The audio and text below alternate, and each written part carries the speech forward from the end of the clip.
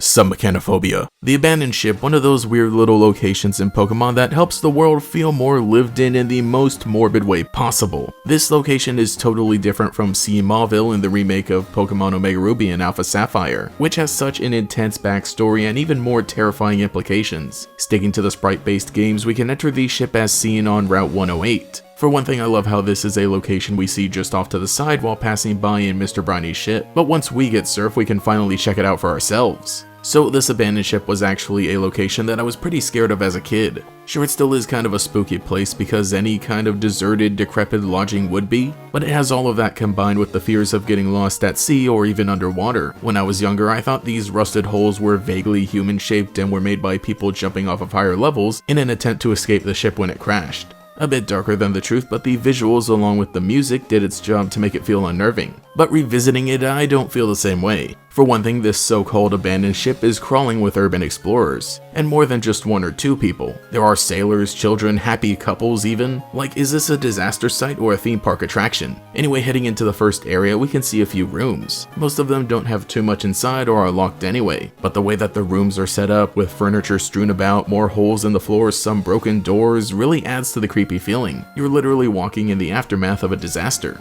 From here we can head upstairs and outside to gain access to another room above deck, which was previously blocked by the holes. Inside is the one normal looking structure still standing. This dude, who goes unnamed, tells us that he's looking for a scanner to deliver to Captain Stern. This is also where you can find the storage key to unlock the storage room and get the TM for Ice Beam. While a very useful TM, this is optional, but it does introduce the concept of keys and locked doors. But the real exploration comes when one room has a huge portion of the floor broken away to reveal some water where you can dive. And I love this little element because it takes advantage of a broken, human-built structure mixing with nature. Though I think this is one of those things that scared me when I was younger because I had the fear of getting stuck somewhere like this. Anyway, we come out into another area with a pretty interesting puzzle. Some of the doors of these rooms are locked, but the keys are shuffled among them. When you enter a room for the first time, some hidden objects will catch the light for a second and you have to remember where they are. Some of these are keys, but some of them are other objects or even just trash. I guess not everything is a useful tool that we can use later. And this is where the real puzzle comes in because there are even some connected sections where the furniture blocks your path, and you have to remember the locations of the objects and go the long way around.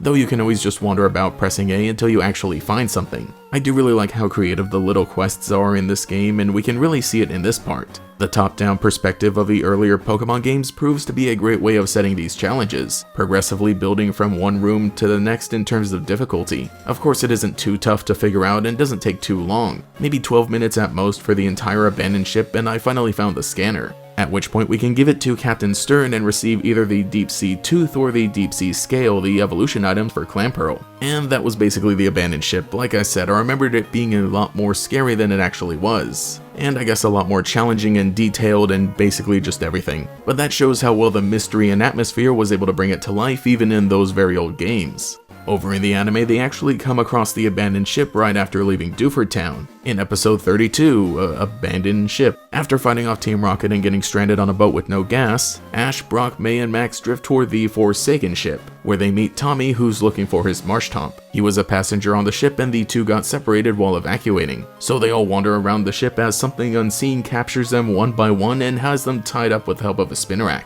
I think it's pretty obvious what the twist will be, especially if you know your Pokemon evolutions. In the time since their separation, Tommy's Marshtomp has evolved into a Swampert and made its home on the partially sunken ship. I think it's actually a pretty cool idea. It sort of becomes a creature feature for a bit. A classic fishman monster picking off explorers invading its home. I'm having the hardest time finding it, but I distinctly remember a commercial on Kids WB for this episode that was presented as such. Though even when the mysterious Pokemon was kept in the shadows, I could tell it was a Swampert. Of course, the climax of the episode has Tommy realizing that the Swampert is his Pokemon, and he's able to break through to it, getting it to calm down, and they reunite. They also blast away Team Rocket and make their way to Slateport City. I think this is one of those neat little episodes that's able to take the concept from the video games with its own unique spin. I also like how they better show how the ship has become part of the ecosystem with Pokemon using it as a home, or a resting point between destinations. The abandoned ship has always been one of my favorite locations from Generation 3. Nothing too special, but something about it helped make the world of the Hoenn region feel as big as it was. Really, it was the ability to traverse across so much water that made this one of the most explorable regions in Pokemon. But the abandoned ship makes total sense as one of the many stops to discover. So let me know what you think about it and what are some other cool places in the Hoenn region that you're a fan of. Also, sometime I'll eventually get to fully discussing Sea Mauville, though I think it might be worth a whole replay of the remakes in order to better experience it, because it's basically a brand new location with how it's structured, how it fits into the region, and how deep it goes with the lore. It's insane. That is a much bigger fish to fry. Anyway, I'll be off now to check out what else this shipwreck has to offer.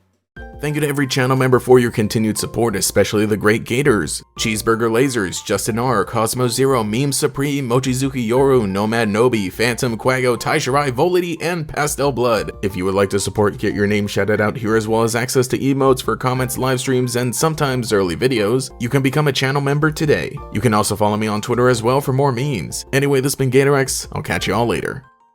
Ash, May, Max, follow them to the next level. Pokémon Advanced, all news today at 10, 9 Central and Pacific on Kids WB. You've seen Pokémon evolve. Awesome! Now it's your turn. Go! Evolve with Pokémon Advanced, all new today at 10, 9 Central and Pacific.